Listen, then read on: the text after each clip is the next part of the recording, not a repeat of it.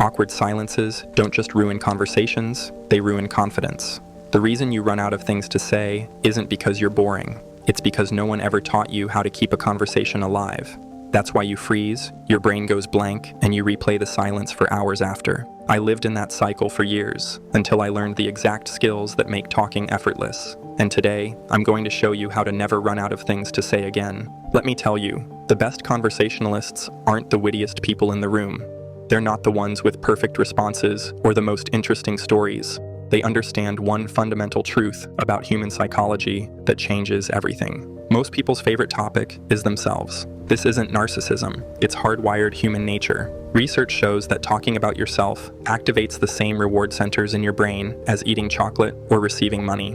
When someone gets to share their thoughts and experiences, they literally feel good on a neurochemical level. The most magnetic people aren't the best speakers. They're the ones who make others feel important and heard. The greatest gift you can give anyone is your genuine, undivided attention. Think about the last time someone truly listened to you without checking their phone or waiting for their turn to talk. If you want to never run out of things to say, make this mental shift. Stop trying to be interesting and start being interested.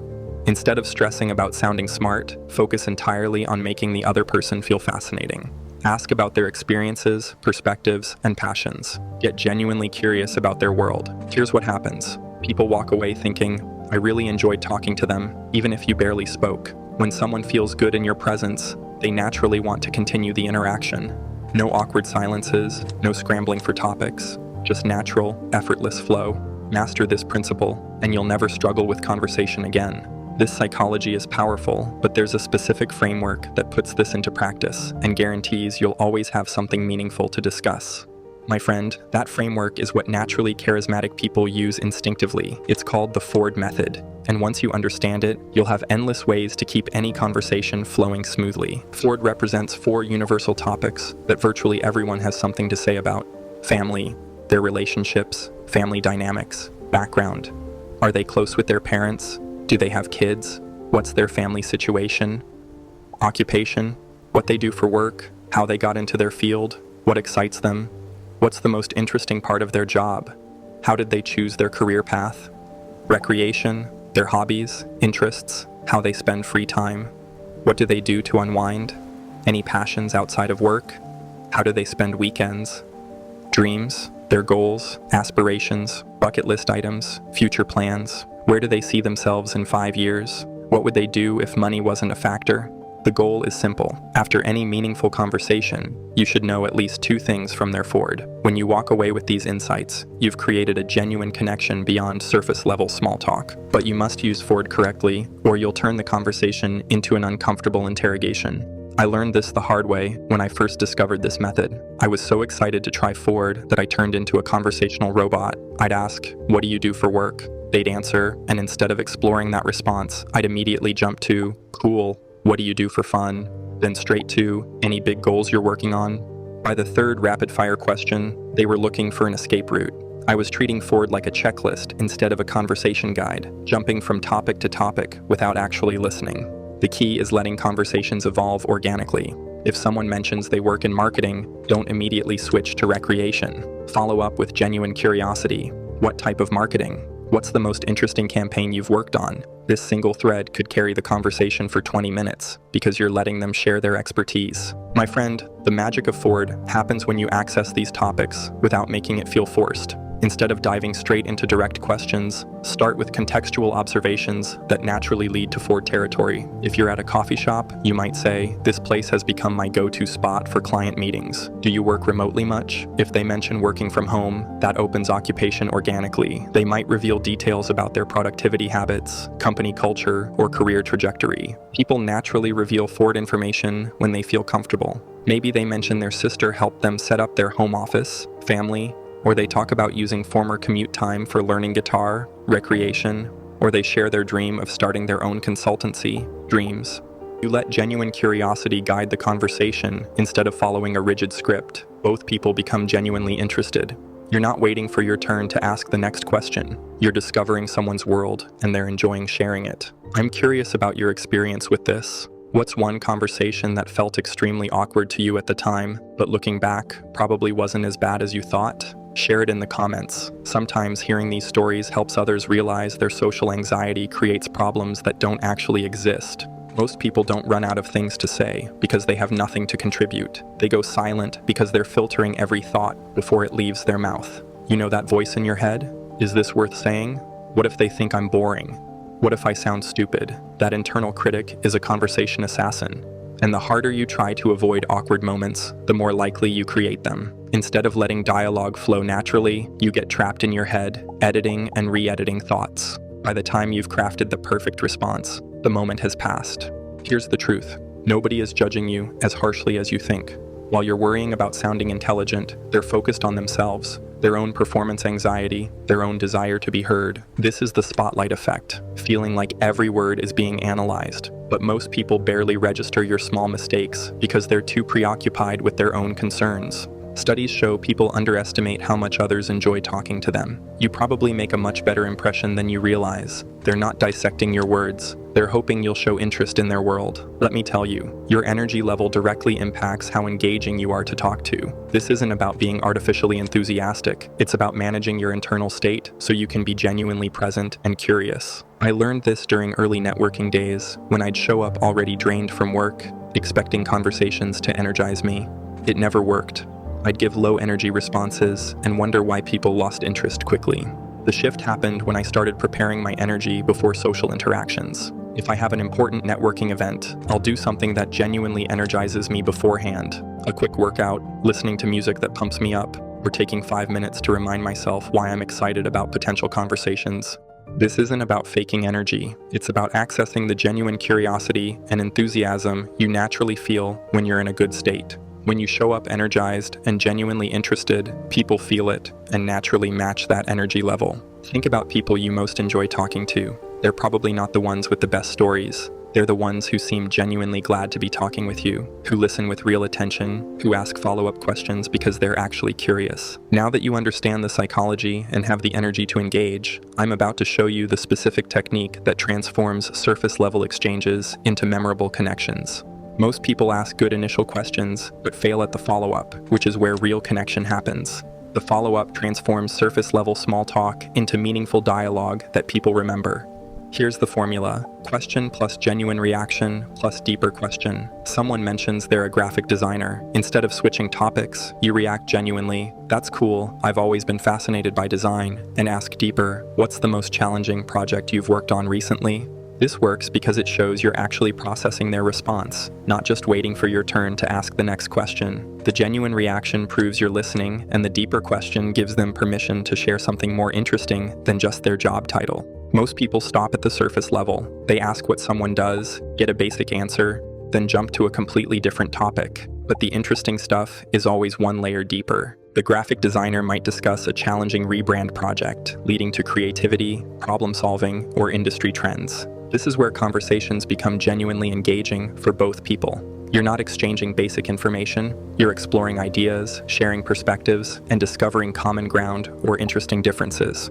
If you're finding these insights about conversation psychology helpful, I dive much deeper into communication strategies in my weekly newsletter. I share research on influence, personal experiences with networking, plus frameworks that work in real-world professional situations. You can find the link in the description if you want these insights delivered directly to your inbox. So, even with all the right techniques, there are still ways to completely derail a perfectly good conversation. I've made every single one of these mistakes, so trust me when I say you want to avoid them at all costs.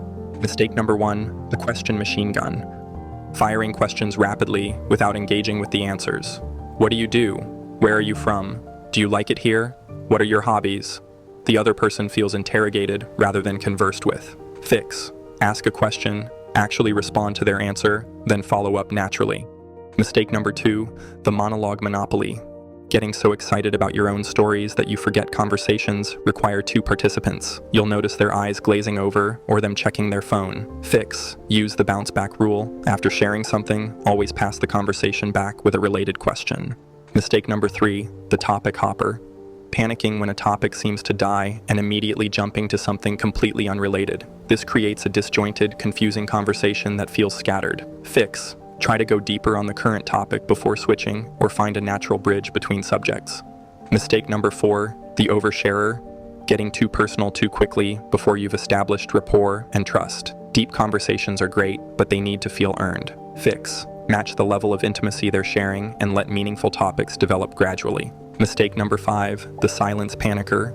Freaking out over natural pauses and blurting out random things just to fill the gap. This creates more awkwardness than the original silence. Fix. Learn to own brief pauses. They're completely normal and often give people time to think of something meaningful to share. These mistakes can derail even the best conversations, but there's one more advanced technique that separates truly memorable communicators from everyone else, and it's something most people never think to do. My friend, here's an advanced move that makes people remember conversations with you long after they end. The callback technique. This involves referencing something they mentioned earlier in the conversation, showing that you were genuinely listening and processing what they shared. For example, if someone mentioned early in the conversation that they're training for a marathon, and later they talk about time management challenges, you might say, "That's interesting. I imagine training for that marathon you mentioned probably taught you a lot about time management too." This technique is powerful because it demonstrates active listening in a way that most people rarely experience. It shows you weren't just waiting for your turn to talk. You were actually absorbing and thinking about what they shared. This level of attention is so rare that people find it genuinely memorable. You can use callbacks to connect different parts of their Ford profile too. If they mentioned loving hiking, recreation, and also talked about their stressful job, occupation, you might ask, when you're out on those hikes, you mentioned, do you find it helps you disconnect from work stress? Or do you still find your mind going back to projects? The callback technique works because it creates the feeling of a deeper, more coherent conversation rather than a series of disconnected small talk topics. It shows you're engaged enough to remember details and thoughtful enough to make connections between different aspects of their life. Sometimes conversations hit genuine rough patches, awkward moments, misunderstandings, or topics that fall flat. Instead of panicking or letting these moments kill the interaction, you can use recovery strategies that actually strengthen the connection. The honest acknowledge. If something genuinely awkward happens, acknowledge it with humor rather than pretending it didn't occur. Well, that came out wrong, or I think I just made that more complicated than it needed to be, often breaks tension better than ignoring the awkwardness. The curiosity, redirect. When a topic dies out, instead of jumping to something random, get curious about their perspective. I'm curious what you think about. Or, I'd love to hear your take on. This shows you value their opinion and gives them a chance to share something they're interested in. The energy reset. If you notice the conversation losing momentum, you can reset the energy by acknowledging it. I feel like I'm not asking the right questions. What's something you're excited about lately? This often opens up much more engaging territory. The vulnerability bridge. Sometimes sharing something genuine about yourself can transform a surface-level conversation into something meaningful. Actually, can I ask you something? I've been thinking about.